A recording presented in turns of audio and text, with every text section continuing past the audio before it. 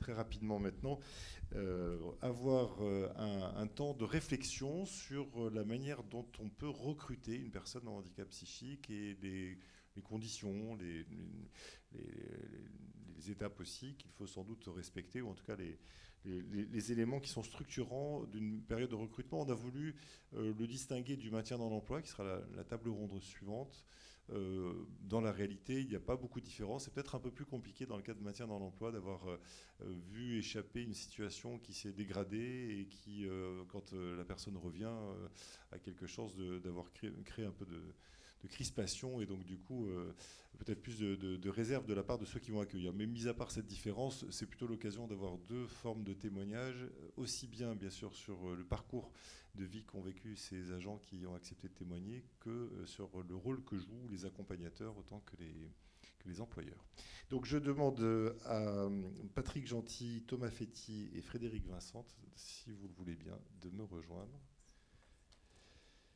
Et puis on aura, voilà, la contribution de Madame Sarah Nour, qui est référente accompagnement et qui pourra nous donner des éléments plus précis. Et je pense que Madame Larouille, qui doit être aussi pas loin, voilà, juste derrière, qui est la chef du service. Alors, alors avec moi, donc je vais essayer de ne pas me tromper dans l'ordre. Donc Monsieur Vincent, qui est agent de maintenance au sein du conseil départemental du 86. Tout va bien ? Oui, tout va bien. Ça marche. Je prends tout de suite à sa gauche Patrick Gentil, directeur du pôle insertion de l'UDAF 86, et qui... pardon, oui, c'est ça, j'ai cru que vous aviez inversé. Non, c'est tout bon. Et qui, du coup, a participé à cet accompagnement et qui connaît bien sûr la situation et qui va aussi prendre un peu de recul sur ce qui se joue dans ces accompagnements. Et puis, bien sûr, Thomas Féty, référent handicap au conseil départemental, l'employeur, enfin en tout cas c'est la casquette que vous incarnez aujourd'hui, même si vous n'avez pas directement accueilli M. Vincent, pour autant ça fait partie des attributions que vous avez avec votre collègue. Et voilà, donc nous allons essayer d'explorer un peu plus finalement les conditions de succès, en quelque sorte, d'une intégration. Alors je vous propose peut-être de rentrer tout de suite dans le vif du sujet, autour de votre histoire, votre parcours de vie, si vous en êtes d'accord, et puis vous nous direz ce que vous avez envie de nous dire, Monsieur Vincent, pour essayer de nous faire comprendre finalement comment les choses se sont mises en place progressivement. Donc, je m'appelle Frédéric Vincent, je suis agent au conseil départemental de la Vienne. J'ai été diagnostiqué maladie psychique en 2002, ça fait un petit moment maintenant, 2002-2003. J'ai été en allocation adulte handicapé pendant quasiment 5 ans, donc hors emploi évidemment, avec des ressources, petites ressources, etc. J'ai rencontré Monsieur Gentil par l'intermédiaire d'Espoir 86 et de l'UDAF, qui m'a, je dirais, épaulé pour essayer de rentrer dans une entreprise privée en 2007, une entreprise de menuiserie aluminium, où je suis resté dans cet emploi pendant 7 ans. Voilà. Il y a eu des difficultés au départ, j'étais plus habitué à me lever de bonne heure, j'avais des médicaments assez importants. Donc ça s'est fait petit à petit, mais on a réussi à maintenir dans l'emploi. J'ai eu des aménagements de poste parce qu'il y avait des choses qui me perturbaient, notamment d'aller sur les chantiers. Moi j'aimais bien être à l'atelier, mais les chantiers me perturbaient beaucoup. Ça me causait beaucoup de stress. Avec Monsieur Gentil, on a travaillé avec la patronne de l'entreprise pour que je ne sois plus sur les chantiers durant ces années. Donc j'étais exclusivement à l'atelier, ce qui me convenait très bien et qui me permettait de gérer mes angoisses ou autres difficultés. Après, cette entreprise a eu des difficultés financières. Donc il y a eu des plans de licenciement. J'ai décidé à ce moment-là de faire une reconversion professionnelle. Et c'est là que j'ai rencontré, par l'intermédiaire toujours de Monsieur Gentil, et donc j'ai été mis en relation avec le département, donc notamment Monsieur Dallidet. Monsieur Dallidet, on a fait une action parrainage sur le handicap psychique. Ça a débouché sur des stages. J'ai effectué 2 stages dans 2 collèges différents. Le premier stage que j'ai effectué s'est très très bien passé. Il y a eu des très très bons retours sur mon travail et sur mon investissement lors de ce stage. J'ai postulé à un emploi qui s'était ouvert derrière. Malheureusement, je n'ai pas été retenu. Avec M. Dallidet, toujours, on a réussi à avoir un autre stage dans un autre collège. Ce stage s'est extrêmement bien passé. Mais quand je dis extrêmement bien passé, c'est que j'ai été avec un binôme sur le poste. Et ce binôme était très très content de moi. Et il y avait un départ en retraite sur ce collège-là à ce moment-là. Donc tout effectivement, j'ai postulé. J'ai été retenu lors de l'entretien professionnel. Donc là, je me suis exprimé avec mes mots et voilà, et ça s'est plutôt bien passé. Je trouve que j'ai eu un très bon entretien professionnel. Je vous avoue que j'étais très stressé parce que quand ça fait 7 ans ou 10 ans que vous n'avez pas fait d'entretien professionnel, vous n'êtes pas très, très, très à l'aise. Mais bon, voilà, ça s'est très bien passé et j'ai obtenu le poste. Je pense aussi que ma reconnaissance travailleur handicapé a joué sur le poste, évidemment, hein, comme on le sait. Hein. Donc voilà, donc je suis sur le poste depuis 2016. Ça fait donc 2 rentrées scolaires que je fais. Ça se passe très très bien. Je suis content de ma reconversion professionnelle. J'ai encore plein de choses à apprendre. Ma maladie est toujours là, ça c'est sûr, parce que j'ai des angoisses, j'ai des choses que je suis obligé de gérer. Par contre, moi j'ai appris à les dompter, entre parenthèses, donc, ce qui me permet de faire face et de ne pas le faire voir à tous mes collègues.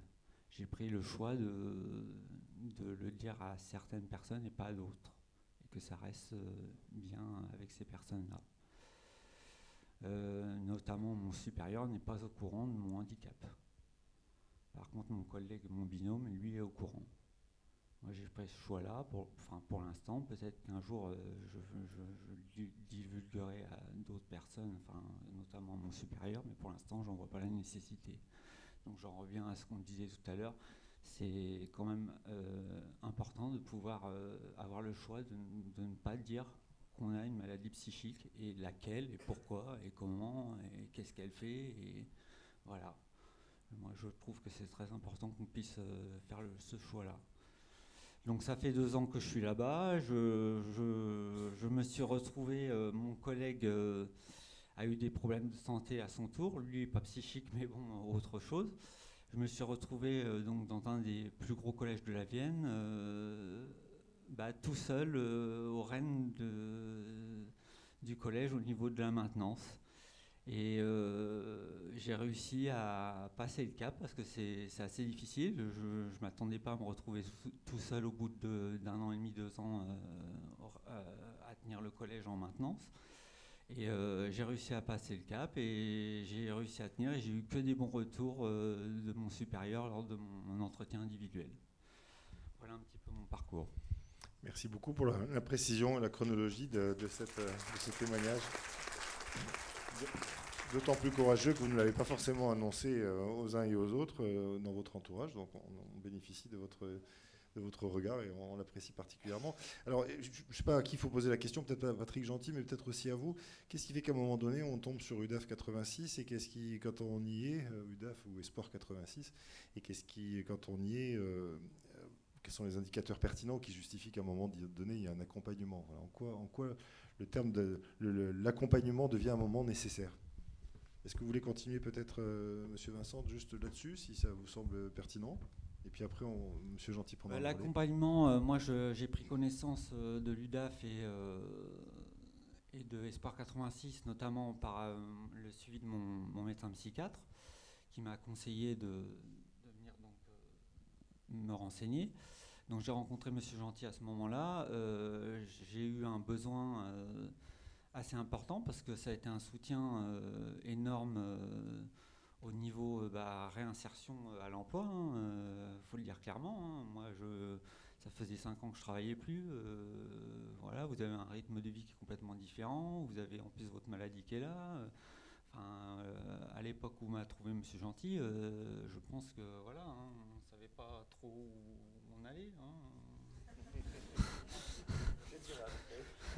Je pense que lui, il a vu peut-être toutes les capacités que je pouvais avoir, mais moi, je les voyais pas. Hein. Donc voilà. Donc il y a un suivi qui est depuis très longtemps hein, et qui continue encore. Hein, et j'y tiens beaucoup parce que voilà. Monsieur Gentil est aussi à l'écoute quand j'ai des problèmes. Hein. Il fait rôle aussi bien de réinsertion que de psychologue, je dirais, entre parenthèses. Donc voilà, voilà comment ça s'est passé pour la rencontre avec l'Espoir 86 et l'UDAF. Alors, de votre point de vue, Patrick Gentil, comment les choses Alors juste, se repèrent? je voulais juste revenir sur ce que j'ai mangé son nom a dit. La psychologue qui est intervenue tout à l'heure. Le handicap psy, c'est 2005. Alors nous, on a ouvert un premier service en 2004. On était expérimental. Pendant 4-5 ans hein, sur des financements à GFIP, à l'époque FSE. Enfin, voilà. Et on s'est rendu. Alors avec Frédéric, c'est une grande histoire parce qu'à l'époque, on n'était que 2 au service, je crois. Donc j'étais chargé d'insertion. Et donc ça a été la rencontre avec Frédéric. Et je crois que c'est important. C'est en-delà du handicap, c'est avant tout des rencontres de personnes. Hein, si on part de ce principe-là, c'est la découverte de l'autre, ce qui explique au niveau de la temporalité que l'accompagnement demande du temps. Il faut faire connaissance. Chercher, alors j'ai vu les capacités chez Frédéric, la grande difficulté, et ça Madame Decarle l'a dit tout à l'heure dans le témoignage, c'est se sentir capable. La maladie intervient, c'est un cataclysme, c'est l'effondrement. On se sent capable de rien, rien, en dehors. Très clairement, je ne sais plus Frédéric les termes que vous employiez à l'époque, mais dans les accompagnements qu'on peut avoir, c'est des choses qui reviennent de façon redondante. Et l'idée donc là, on exerce actuellement les prestations d'appui spécifiques, outils AGFIP, sur le territoire Poitou-Charentes. Ma collègue des Charentes est présente là, notamment donc en groupement sur le Poitou-Charentes, et on accompagne donc des demandeurs d'emploi reconnus travailleurs handicapés. Dans le cadre de Frédéric, donc on était sur un fonctionnement donc expérimental, je reviens dessus. Donc l'idée de cette rencontre, il a fallu bien 1 an et demi pour que Frédéric puisse reprendre confiance en lui. Il y a eu un gros travail de fait, je le précise quand même parce qu'il y a été pour beaucoup par le médecin psychiatre, qui est un libéral. Et souvent on dit que travailler avec les médecins psychiatres libéraux, je ne sais pas si on est dans la salle, c'est pas facile. J'espère qu'il n'y en a pas.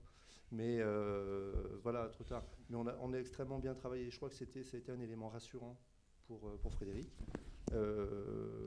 On parlait de pluridisciplinarité dans les accompagnements, mais cette triangulation entre le soin, l'accompagnement en insertion et la personne sont primordiales. C'est un effet rassurant. On n'est pas psychiatre. On a un rôle de coaching à côté. On va encourager la personne à aller vivre ses expériences. Parce que les conseils qu'on va donner, ils seront suivis ou pas. On donne des conseils. Après, une fois que la personne nous fait confiance, et il faut une période de 6 mois, 1 an, là, on peut travailler ensemble. Donc, ça demande du temps. Donc, on n'est pas du tout sur la même temporalité. Clac, clac, il y a un poste, je mets telle personne devant. Il faut vraiment mettre en exergue. Après, effectivement, quand j'ai pu évaluer que Frédéric avait quand même des compétences qui étaient encore mobilisables, malgré tout ce qu'il pouvait penser, sur le terme de la... Parce que, je le précise, parce que faire de la menuiserie à l'U, c'est pas simple, il n'y a pas le droit à l'erreur. Et Frédéric était quand même capable de travailler tout seul à son poste, sur sa machine. Donc le stage s'est très bien passé, ça a été vite négocié avec l'entreprise, le remplacement, le CDI, voilà, il y a des choses qui sont passées. On a recalé. Ce qu'il faut dire aussi que dans l'intégration d'un salarié en situation de handicap, Frédéric a été gêné, j'en parle parce que ça devenait obsessionnel, les outils traînés par terre, des outils de grande valeur, pour la découpe d'alu, ça coûte cher. Et il a eu l'idée de faire des établis pour poser ces outils, donc il avait demandé l'accord à son chef. Et après, du coup, ses collègues ont fait la même chose. Donc l'impact a été bénéfique pour toute l'entreprise, pour le coup. Je ne vais pas aller sur le champ du maintien parce que ma collègue le fera encore mieux. Mais voilà, on est là-dedans dans l'aspect positif de l'insertion. Ce qui n'empêchait pas Frédéric, on l'a accompagné longtemps sans financement, parce que c'était notre volonté aussi de ne pas lâcher. Et après, quand il y a eu le travail avec le département, ça a pu rentrer dans un autre cadre. Mais on n'a pas lâché Frédéric, parce que je crois qu'on n'a pas enfin moi je ne m'accordais pas le droit de le lâcher. Donc maintenant je suis directeur, j'ai passé la main, difficilement, mais j'ai passé la main, parce qu'il faut savoir lâcher à un moment donné. se préparant mutuellement. On se disait que c'était difficile pour l'un et l'autre aussi, parce que c'est ça aussi, c'est des rencontres, mais ça crée du lien. Et moi, je remercie à chaque fois Frédéric de venir témoigner de son parcours, parce que c'est pas simple. Ça veut dire que vous avez finalement votre tandem, là, votre binôme, qui a l'air de bien fonctionner effectivement. Vous avez pris le temps de discerner à quel moment il fallait se remettre à chercher un emploi et, voilà, et qui devait être effectivement un temps suffisant pour que vous ayez le temps de vous reconstruire dans la confiance, dans un certain nombre d'éléments comportementaux, je suppose, enfin, que les troubles que vous aviez vous imposaient. Alors du côté de l'employeur, qu'est-ce qui fait qu'à un moment donné, on fait confiance pour recruter une personne dont on ne sait pas forcément exactement ce qu'elle a, mais dont on sait qu'elle a eu des souffrances psychiques importantes, et au sein du conseil départemental en particulier? Comment vous avez fonctionné là-dessus? En ce qui nous concerne, nous, c'est vrai qu'il y a la confiance qu'on avait avec Espoir 86, avec qui on travaille beaucoup sur les questions de maintien d'emploi. Et c'est vrai qu'effectivement, à partir du moment où on a, j'ai envie de dire, un intermédiaire à qui on fait confiance, c'est vrai qu'on va donner sa chance au candidat. Après, c'était peut-être plus pour la fin de la présentation, mais du coup, ça sera d'entrée de jeu. C'est vrai qu'on a un processus au département qui est peut-être plus qui est progressif. C'est-à-dire qu'on va commencer par découvrir les personnes. Une journée, par exemple, avant on faisait un jour un métier, maintenant c'est à travers les duodés. Après une période de stage, pour s'assurer que c'est compatible, qu'on peut aménager le poste, que la personne se sent bien sur le poste et que l'équipe est aussi accueillante vis-à-vis de la personne.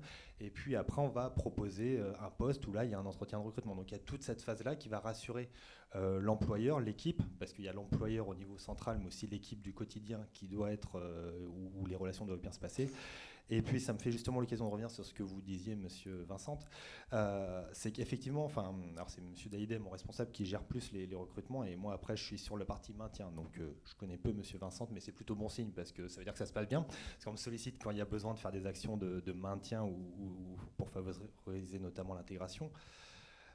Mais voilà, justement, j'ai souvenir de votre entretien avec le directeur de l'éducation qui s'est vraiment extrêmement bien passé. Enfin, voilà, où il était enchanté. Alors, je ne sais plus qui il y avait le DRH, le directeur de l'éducation, mais toutes les personnes sont ressorties enchantées. Et je pense qu'il y a ça après comme un processus de recrutement classique, où après, c'est votre performance en entretien et votre CV qui font que vous êtes recruté ou pas. Et pas seulement la RQTH. Même si on a un regard bienveillant par rapport à ça, c'est toujours à compétence égale.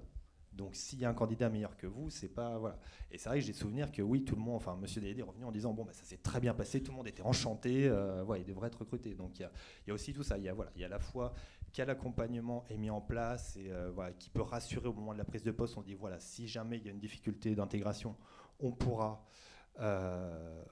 justement faire solliciter ce prestataire, et puis après la performance du candidat en tant que tel. Est-ce que vous êtes mis d'accord tous les deux, employeurs et agents, sur ce qui pourrait causer encore des difficultés, des espèces de fragilités qui pourraient à un moment donné vous mettre en porte-à-faux, monsieur Vincent, et donc vous aussi, enfin, est-ce que finalement c'est quelque chose qui est partagé, ça, ou est-ce qu'aujourd'hui c'est de l'histoire ancienne? Non, oui, je pense que c'est un travail qui est fait en amont avec le prestataire qui accompagne sur justement quel poste correspond aux difficultés de la personne. Et voilà, et puis après je pense qu'il y a un pari de se dire voilà, est-ce que les difficultés vont apparaître ou pas, parce que ce qui est un peu ce que tout le monde disait là, c'est que dans le handicap il y a un facteur environnement, donc on ne peut pas prédire à l'avance est-ce que l'environnement va créer l'apparition de troubles ou pas. Donc c'est vrai que souvent même en termes de reclassement, où là j'interviens plus, il y a un petit peu un pari, on se dit voilà, ça va, on pense que ça va aller, on y va et on n'anticipe pas et on verra. Par contre si les difficultés apparaissent, là on intervient, mais on ne va pas anticiper des difficultés qui ne sont pas là.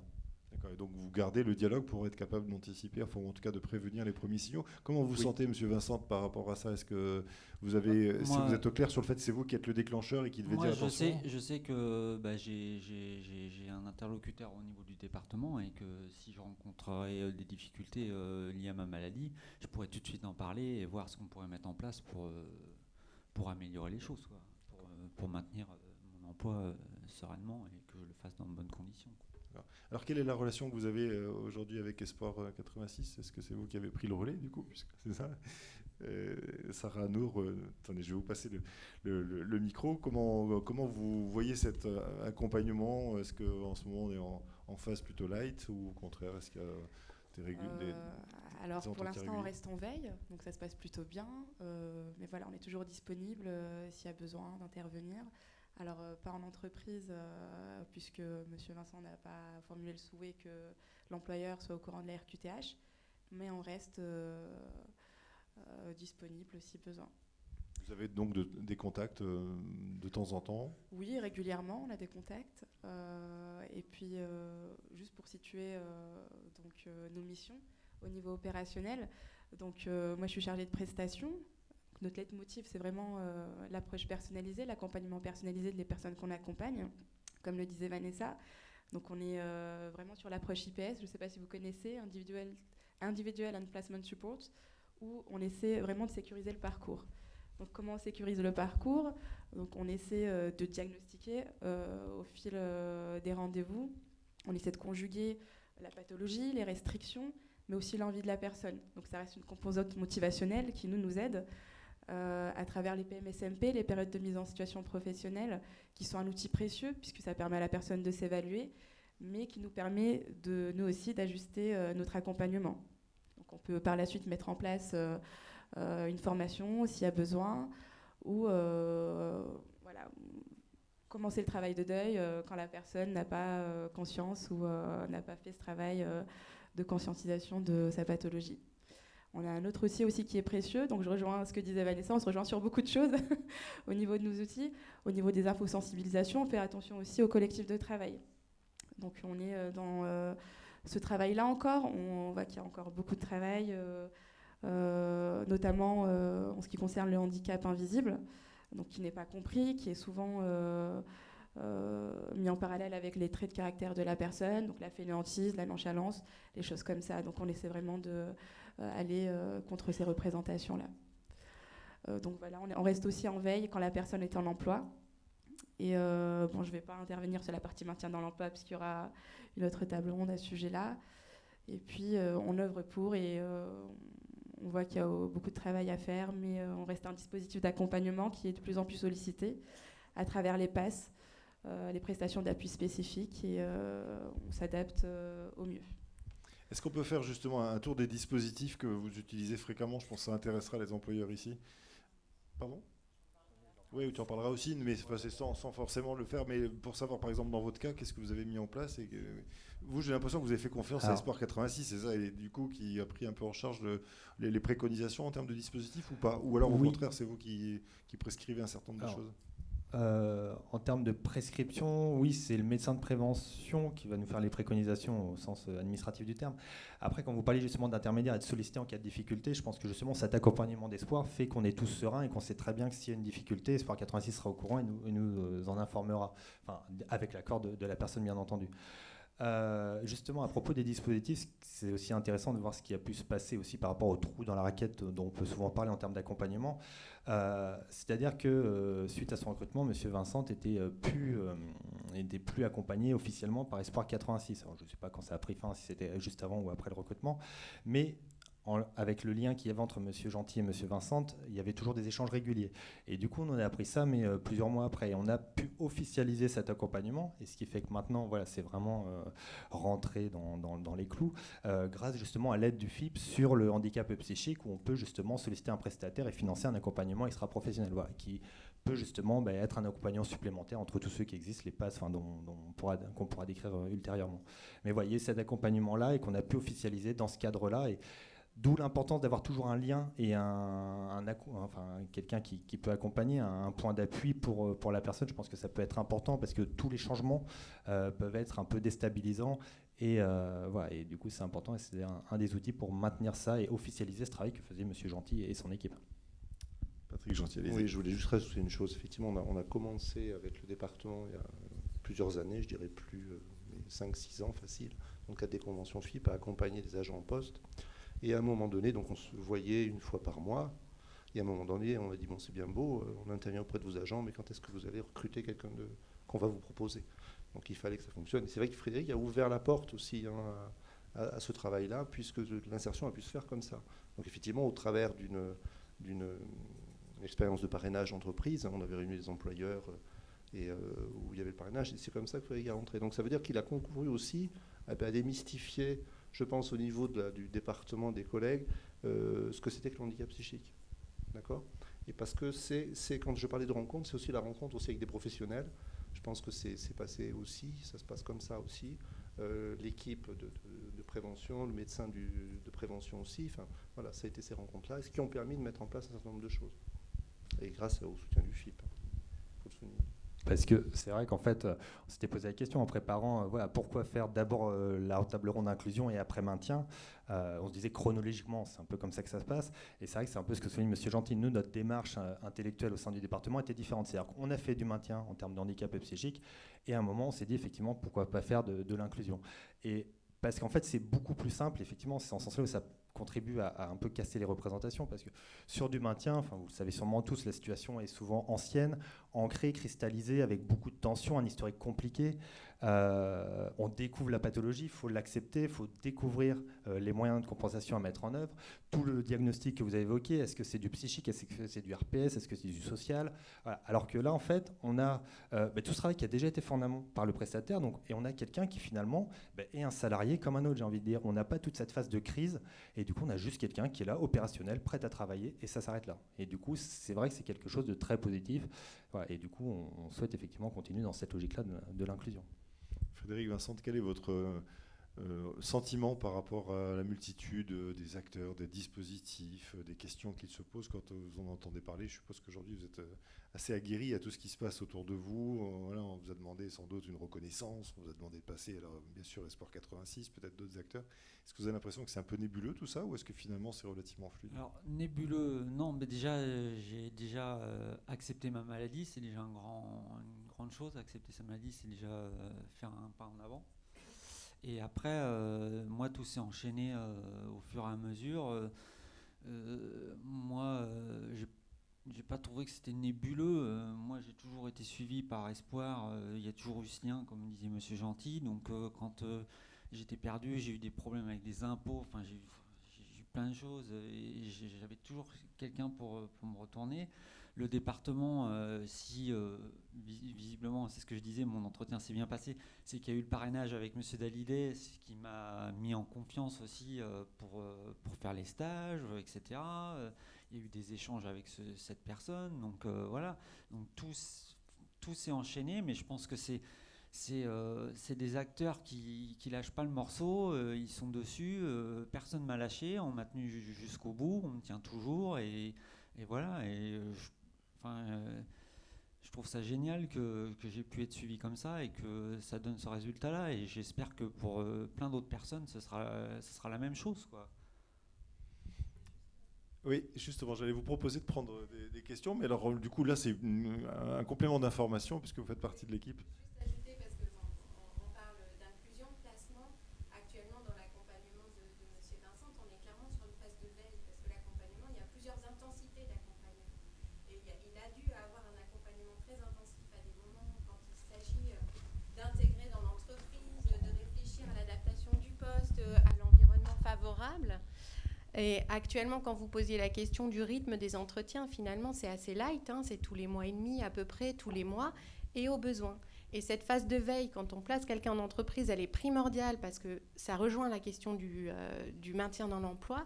C'est-à-dire que c'est de prendre au tout début, quand il y a une difficulté au niveau du poste ou une résurgence des symptômes, Monsieur Vincent, il nous appelle, il n'attend pas que les choses s'installent. Ce qui fait qu'on peut agir très rapidement. Il y a une triangulation entre Monsieur Vincent, notre service, le service du département. Et s'il y a un besoin d'un tout petit aménagement, parce que c'est parfois des tout petits leviers qui sont à lever, un changement d'emploi du temps, par exemple de poser des vacances, enfin il y a des petites choses comme ça qui sont des leviers qui sont très très simples et qui n'impactent pas le fonctionnement du service et qui ne stigmatisent pas non plus le travailleur handicapé avant que la situation se dégrade en emploi. Parce que pour qu'une situation ne se dégrade pas, il faut une intervention rapide, en fait. Et comme on disait tout à l'heure, c'est que la particularité du handicap psychique, il y a une fluctuation des troubles. Et c'est à prendre en compte. Et cette phase de veille prend en compte la fluctuation des troubles, en fait, avec une intervention précoce.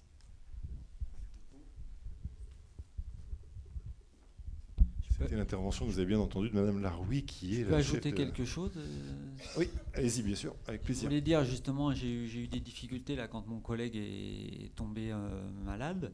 Je me suis retrouvé tout seul. Je suis tout de suite retourné sur Espoir 86, qui a certainement averti le département, comme quoi j'étais un peu plus en stress en ce moment. Et voilà, et ça s'est réglé comme ça. Moi, j'ai pu en parler. Voilà, tout le monde était en veille au-dessus de moi. Et, vous avez eu le sentiment d'être entendu. Voilà, Voilà, et puis ça s'est très bien passé. Merci. Quelques peut-être réactions dans la salle ou envie d'en savoir un peu plus? Donc c'est à vous maintenant. Caroline. C'est pas tant des questions, c'est plus des observations. Vous avez dit que vous n'avez pas communiqué auprès de votre supérieur. Je pense aussi, en vous écoutant, qu'il y a quand même une spécificité par rapport à votre poste, parce que votre employeur, effectivement, c'est le département, mais vous travaillez au collège. Donc il y a presque un double rapport hiérarchique. Et donc peut-être que vous ne l'avez pas dit à votre supérieur parce que vous avez un certain confort du fait de l'avoir dit, par contre, au département. Donc vous avez quand même des interlocuteurs au-dessus de vous qui sont au courant. Oui, je pense vraiment que oui, étant donné qu'au-dessus de moi, on est au courant, oui, c'est sûr que c'est un appui supplémentaire. Après, c'est par choix. Moi, je ne l'ai pas dit à mon supérieur parce que je ne veux pas qu'on fasse de différence. Je veux être mis à la même catégorie que les autres. C'est-à-dire que je ne veux pas qu'on me dise, bah oui, monsieur Vincent, il a des problèmes psychiques, donc voilà. Donc c'est par choix que je ne l'ai pas dit, mais je sais très bien qu'au-dessus, on est au courant. Donc s'il y a vraiment un problème, je peux tout à fait me retourner pour en discuter, et à ce moment-là, qu'on aménage quelque chose pour que ça se passe mieux. Enfin voilà, oui. Non, c'est parce que c'est vrai que quelle que soit la typologie de handicap, je pense quand même que quand on écoute les témoignages des personnes qui sont en situation de handicap, une fois de plus, quelle que soit la typologie de handicap, c'est plus confortable de l'avoir dit, pas de l'avoir avoué, surtout pas parce qu'on ne parle pas de ça, mais de l'avoir dit parce que justement, on se sent soulagé. C'est un peu aussi le témoignage que disait Julie, ça a changé quand elle a enfin dit, et que du coup, on a pu prendre en considération aussi ce qu'elle pouvait faire, ce qu'elle ne pouvait pas faire, ou ce sur quoi elle était un peu plus en fragilité. Et je pense quand même que c'est intéressant de pouvoir en parler. Alors, on ne va pas informer la terre entière, on ne va pas dire quel type de pathologie, mais plus, comme disait tout à l'heure Vanessa Olivieri, peut-être dire les choses sur lesquelles on est plus à l'aise, moins à l'aise, par rapport à justement sa fragilité. Après, je pense que c'est un choix personnel. Moi, je le dirais peut-être à mon gestionnaire de collège. Je pense que ça arrivera. Je vais lui en parler, je suppose. Mais je ne ressens pas le besoin pour l'instant. C'est ça, vous ne ressentez pas le besoin, je pense, parce que justement, voilà. Il y a quand même d'autres personnes qui sont informées. Voilà. Ok. En fait, c'est vrai qu'il y a plusieurs niveaux d'information. Ça permet de rebondir sur ce qui a été dit tout à l'heure. C'est vrai que la pathologie, personne n'a à la connaître, à part le médecin de prévention. Voilà. Et c'est vrai que nous, en termes d'inclusion, de maintien, ce qui nous intéresse, c'est quels sont les impacts sur le travail et comment on y fait face. Et après, effectivement, il n'y a aucune obligation à dire qu'on a une RQTH ou pas pour être recruté ou pas. Voilà. C'est au libre choix de la personne. Et après, si on décide de le dire, on peut le dire qu'au service RH. C'est ce qu'a fait un peu monsieur Vincent. Et après, nous, on a beaucoup de situations où le service RH est au courant, mais pas l'équipe de travail et pas l'encadrant de proximité. Voilà. Après, ça dépend. Voilà. On peut aussi mettre différents curseurs pour afficher cette situation ou pas. Ça dépend des situations et des personnes. Autre intervention? Oui, alors, pardon, le micro, on n'a pas de micro sans fil. Ah si, on en a un. Voilà. Magnifique, il marche en plus. Il fonctionne. Bonjour, donc je suis médecin de prévention à Bordeaux Métropole. Est-ce que vous pouvez nous décrire ce que c'est exactement Espoir 86? Parce que à Bordeaux, je suis désolée, alors je ne connais pas tout le monde. Espoir 33, j'ai jamais entendu parler. Est-ce que ça existe? Non. Non, c'est pas de l'espoir. Je vais peut-être vous répondre, mais en fait, c'était prévu juste à la fin, c'était d'expliquer les différents prestataires, alors qui peuvent avoir des noms différents, mais qui répondent à des dispositifs qu'ils portent, et justement expliquer, puisque c'était aussi une remarque que je voulais faire, je pense que c'est extrêmement important pour un employeur d'être accompagné, que tout seul, quelle que soit la typologie de handicap, mais encore plus sur la typologie de handicap psychique, c'est difficile, et qu'il faut avoir quelqu'un qui porte quand même un regard d'expert. Thomas Fetti l'a dit très justement, je pense que le département se serait pas lancé sur du recrutement s'il n'avait pas en backup ou en filet de sécurité Espoir 86, alors qui s'appellera sur la Gironde autrement, mais qui existe, je vous rassure, et qui permet justement pour l'employeur de se dire si j'ai la moindre question, s'il y a des choses que je ne comprends pas dans les réactions de la personne, j'ai un prestataire, un expert, quelqu'un qui va pouvoir m'accompagner. Parce que finalement, j'ai presque envie de dire, ce n'est pas à l'employeur parfois non plus Enfin, c'est compliqué pour l'employeur aussi de gérer tout ça. Il n'est pas spécialiste de la question, donc c'est important. Et puis pour la personne, de l'autre côté, d'avoir, comme vous le disiez très très justement, aussi un accompagnement et un appui en cas de besoin, en tous les cas pour votre cas. Et souvent, en fait, j'ai envie de dire, pour un employeur sur la partie donc recrutement, pourquoi un employeur aujourd'hui irait, entre guillemets, s'embêter à recruter quelqu'un en situation de handicap et encore plus en handicap psychique? Un recruteur, par essence, il a déjà plein de problèmes à gérer au niveau de la relation humaine. On pourrait se dire, mais pourquoi en plus il va y aller? Alors après, il y a sa propre conviction, mais je reste persuadée qu'il y va que s'il est assuré que les difficultés qu'il peut envisager, qui sont souvent des représentations d'ailleurs, il se dit, il sera aidé, il ne sera pas tout seul. Et il va faire ce pari s'il sait qu'il est rassuré. C'est exactement ce que Thomas disait. Le département y est allé parce qu'il y avait cette structure qui était présente, en fait. Et je pense que ça, c'est extrêmement important. Oui, et en plus, l'intérêt d'une structure comme Espoir 86, c'est qu'ils ont un lien avec le corps médical. Alors vous, en tant que médecin, vous pouvez aussi potentiellement l'avoir, mais votre agenda ne le permet pas. Alors que quand on sollicite Espoir, on sait aussi qu'il faut pouvoir se mettre en lien avec les psychiatres, les psychologues, pour s'assurer que le soin est adapté à la situation. Et donc ça, c'est aussi un levier que l'employeur n'a pas, hormis via le médecin de prévention, bien entendu. Je vous propose peut-être de reporter les questions sur les dispositifs, parce que j'en ai très envie moi aussi, mais après, puisque tu vas faire une mise en relief. Et alors, on va tout de suite voir avec la deuxième table ronde qu'il y a d'autres noms qui recouvrent à peu près les mêmes réalités. Alors, pas tout à fait, parce que l'histoire de l'UDAF et d'Espoir 86 probablement a emprunté des chemins différents de ce que nous allons découvrir aujourd'hui avec Nathalie Dessand notamment. Mais voilà, mais il existe pas mal de dispositifs qui sont susceptibles de pouvoir être mobilisés. Encore faut-il avoir une vision un peu locale, puisque les choses se mettent en place différemment. Alors, et ça fera votre transition avec le maintien. Quand je parlais d'un dispositif, une journée pour découvrir la personne, un stage, après souvent on fait un contrat aidé ou un contrat d'apprentissage, et après on inclut la personne via un article 38. Là, c'est bien, on a parlé de ce qui marche. On a aussi, bien entendu, connu des échecs. Et souvent, ce qui s'est passé, c'est qu'on a considéré que la personne connaissait son métier. Sur le contrat aidé, on l'a mis sur un autre poste pour la titulariser. Et on n'a pas accompagné ce changement de poste. Et c'est là où on a péché, c'est que du coup, ça a mis la personne en difficulté et qu'on n'a pas, on n'a pas réussi à la titulariser par rapport à ça. Et d'où la vigilance d'avoir vraiment un accompagnement, cette question de sensibilité au changement qu'on peut avoir pour certaines personnes de ce public et qui est extrêmement importante. C'est là où après, justement, le maintien intervient. Mais voilà, se dire que l'inclusion, c'est un processus long et qu'il ne faut pas négliger une étape pour que tout se passe bien jusqu'au bout. Ça marche. Il y avait une dernière question, je crois, à ma gauche, une main levée. Voilà. Est-ce que Amélie, tu peux faire passer le micro? Peut-être même deux. Et après, on passera à la deuxième table ronde.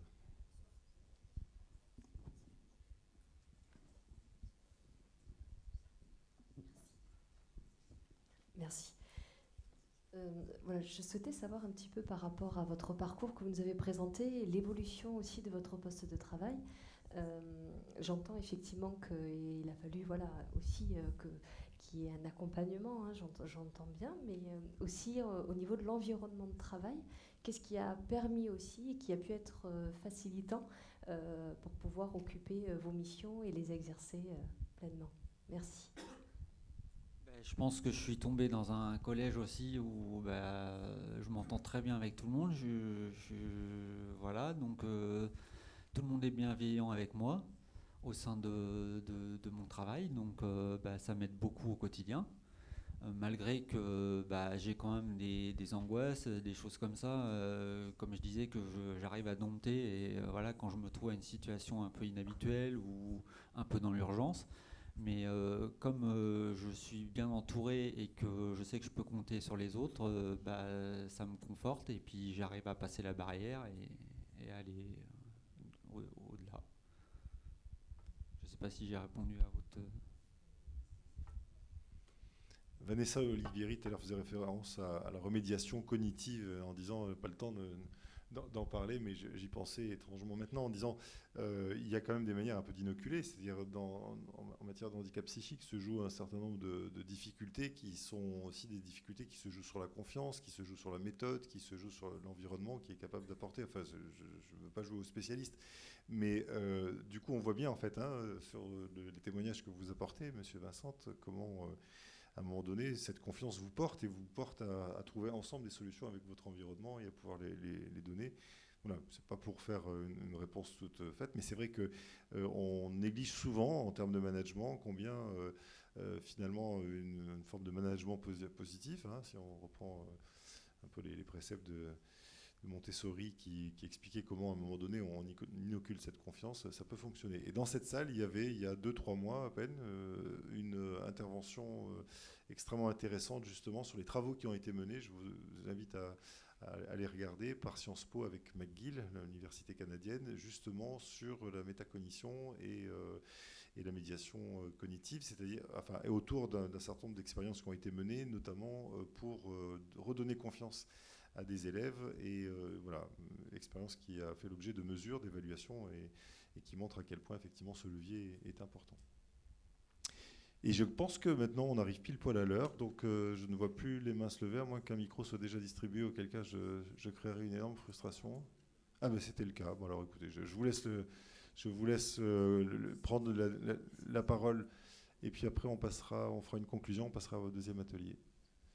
C'est ici, Emeline. Ou alors sans micro si vous avez une voix qui porte.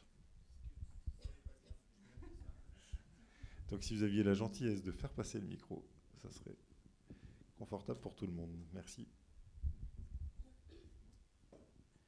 Merci. Je suis conseiller technique auprès du recteur de Bordeaux pour l'éducation nationale. Une question se pose à l'heure actuelle de plus en plus prégnante. Le souhait du ministre, c'est de favoriser l'insertion dans l'emploi de tous les jeunes porteurs de handicap et qui sortent du système scolaire, pour la plupart avec une certification. Cette insertion professionnelle est difficile. Pour des jeunes qui présentent les troubles que vous avez énoncés, et je reconnais un certain nombre de jeunes qu'on croise en fin de système scolaire dans le tableau que vous avez donné au départ, c'est encore plus compliqué. Ma question consiste à voir avec vous si vous avez déjà travaillé sur ces sujets très précis de l'insertion professionnelle de jeunes qui sortent du système scolaire avec des troubles du type de ceux que vous avez énoncés. Je ne les énumère pas, ils sont nombreux. Mais cette population-là existe bien et relève peut-être d'un traitement particulier. C'est le sens de ma question. Alors, est-ce que ça existe? La réponse est oui, ça je peux vous l'affirmer parce que j'en connais pas mal. Après la question c'est qui travaille. Si on donne la parole à Espoir 86, est-ce que vous travaillez particulièrement sur les jeunes, sachant que souvent les dispositifs distinguent, ne serait-ce que via la MDPH, ce qui est accompagnement des jeunes et ce qui est accompagnement des adultes professionnels. Mais voilà, des acteurs qui accompagnent également des étudiants ou des jeunes, il y en a pas mal. Je ne sais pas si c'est le cas pour Espoir 86. La difficulté qu'on a, on peut... alors nous, déjà, on accompagne des personnes à partir de 17-18 ans. Mais la difficulté par rapport au handicap, c'est que souvent les diagnostics il faut du temps pour poser un diagnostic, il faut du temps pour que la personne accepte sa maladie, il faut du temps pour qu'elle accepte de faire une RQTH. Vous voyez, on n'est pas du tout... donc on n'a pas tant de jeunes que ça peut arriver. Là, avec le nouvel outil dont parlera Caroline Dekerl, on ouvre sur les alternants, la formation professionnelle, donc c'est un public que l'on va avoir, mais jusque-là, non. Pourtant, alors, le regret qu'on a, c'est qu'il y a eu un vide pendant très longtemps, puisque nous, le public qu'on reçoit, c'est souvent des personnes qui ont fait des études supérieures, qui les ont arrêtées du fait de la maladie, et on se dit que peut-être s'il y avait eu quelque chose pendant, on n'en serait pas là. Vous voyez ? Oui, bien sûr. Bien sûr. Mais il n'y a pas de reconnaissance, quoi. Bien sûr. Les missions locales ne sont pas spécialisées en tant que telles, mais travaillent beaucoup avec des acteurs et puis sont formés aussi, puisque ça fait partie de leur mission. Il y a d'autres intervenants, enfin il y a pas mal de réseaux en fait, associatifs qui s'occupent de ça. Allez-y. C'était une information complémentaire, hein, une réponse. Bonjour, je suis Aurélie Guénon, je suis directrice du Cap Emploi de Creuse et je représente aujourd'hui le réseau des Cap Emploi Nouvelle-Aquitaine. Donc, les Cap Emploi accompagnent toute personne en situation de handicap, quel que soit le type de handicap et quel que soit l'âge. On est vraiment dans des démarches de recherche d'emploi. Et il y a un certain nombre de mes collègues sur le territoire qui ont des expériences assez intéressantes de passerelles entre effectivement la sortie soit d'éducation spécialisée, mais aussi également d'éducation nationale avec sur les ULIS notamment. Donc il y a un certain nombre de tentatives de partenariats assez émaillées, y compris avec les missions locales d'ailleurs, qui sont effectivement les interlocuteurs pour tous les jeunes, mais nous pouvons apporter, nous, notre expertise et notre connaissance, en tout cas, des dispositifs et notre accompagnement sur aussi les jeunes sortant de scolarité pour aller vers de l'alternance ou vers de la poursuite de recherche d'emploi, bien sûr. Retenez que les politiques sont assez fléchées autour des enjeux. Alors l'enjeu effectivement des politiques d'emploi, c'est l'emploi, et donc du coup on va retrouver autour un certain nombre d'acteurs dont la prise en compte va se faire depuis l'amont, depuis la recherche ou depuis peut-être des problématiques sociales quand on est sur des structures d'insertion, etc., jusqu'au maintien dans l'emploi.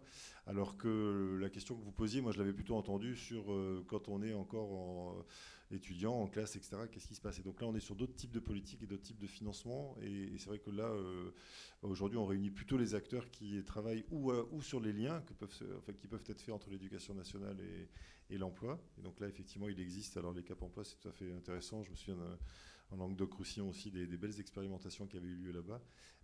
Et à ce moment-là, effectivement, là, on trouve des acteurs qui peuvent intervenir sans doute. Mais au motif de l'emploi, c'est-à-dire de la finalité. Et c'est vrai qu'on a une difficulté. Alors, je pense que la question des passerelles est très importante d'un dispositif à un autre. Quand on sort d'un dispositif, comment être bien orienté vers le bon dispositif et pas avoir 2-3 années sans accompagnement. Mais effectivement, cette question du pendant les études, on y a été confronté, mais plus par rapport à quelqu'un qui était aveugle. On n'a pas pu se solliciter de PASS ou de PPS parce qu'il était encore étudiant et pas justement dans le monde du travail. Et alors on a pu mobiliser une aide du FIP. Enfin, on ne l'a pas fait, on s'en est passé. On aurait peut-être dû, mais ça, c'est un autre débat. Voilà, il y a eu ce levier-là. Mais c'est vrai que le fait d'être entre deux, je suis en stage dans l'entreprise, mais je n'ai pas les mêmes aides qu'un vrai, entre guillemets, qu'un salarié embauché. Voilà, ça pose effectivement des questions. Alors, dans le public, on a le catalogue des aides du FIP où à partir du moment où la personne est employée, qu'elle soit stagiaire ou autre, on peut solliciter les aides, donc on peut faire intervenir quelqu'un. Mais après, oui, c'est vrai que dans le privé, je ne sais pas comment ça se passe. Et puis voilà, c'est qu'il faut connaître tous les dispositifs, c'est un peu la complexité des situations. Je vais reprendre oui, et puis d'avoir une RQTH, effectivement, c'est vrai qu'il faut aussi avoir une RQTH pour bénéficier de certaines aides et accompagnements, effectivement.